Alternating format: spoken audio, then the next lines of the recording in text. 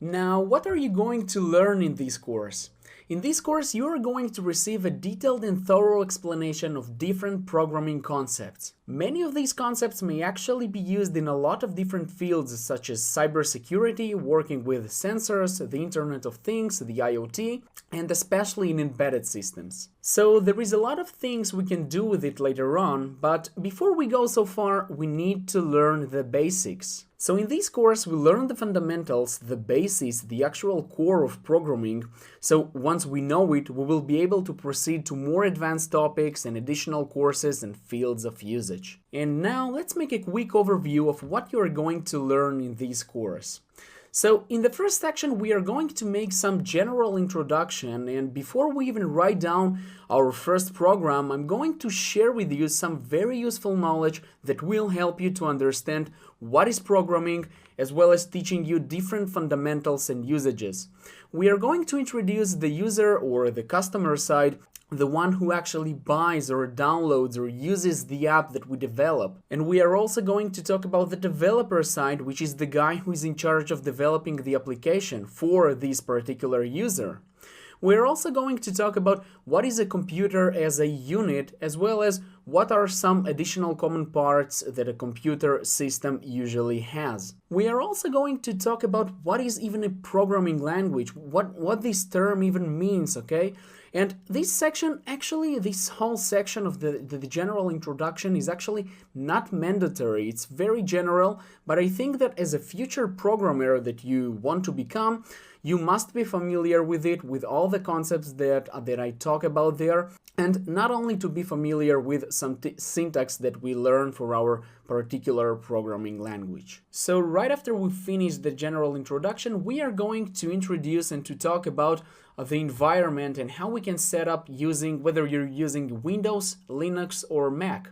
We are going to download and install everything necessary to get ourselves started, and once everything is set up and running, we are going to learn how a basic text can be used in our code.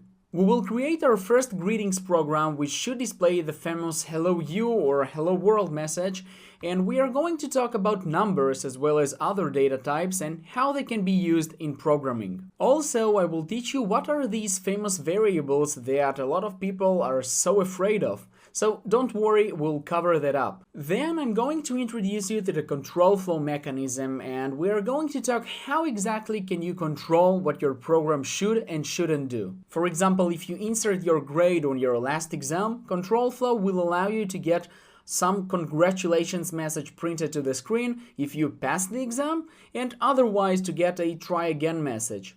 So this way you will control the flow of your commands in your program. You will also learn how to loop over a bunch of commands over and over again until some conditions are met, which is pretty amazing, right? Then we will proceed to one of the most useful and necessary things in all of the programming topics, which is functions. Functions are basically everywhere in programming, and they are the central part for almost anything that you will build in the future.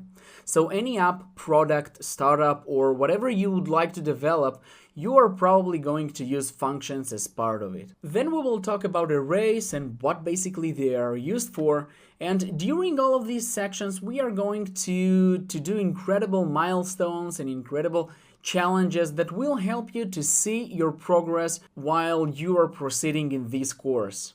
We will then move on to some more advanced topics and speak about pointers. That's usually considered to be a really hard thing to grasp at first, but I think it will be good if you will just pay attention during all the previous lectures and do all the challenges and assignments throughout the course. Then the pointers, if you do so, the pointers sections is not going to be much of a problem. Afterwards, we are going to talk about strings, which basically represent most of the text you can see anywhere on your computer, tablet, or phone. Strings are also considered to be an essential part of almost any app that contains some text, okay? So you better listen carefully at these lessons.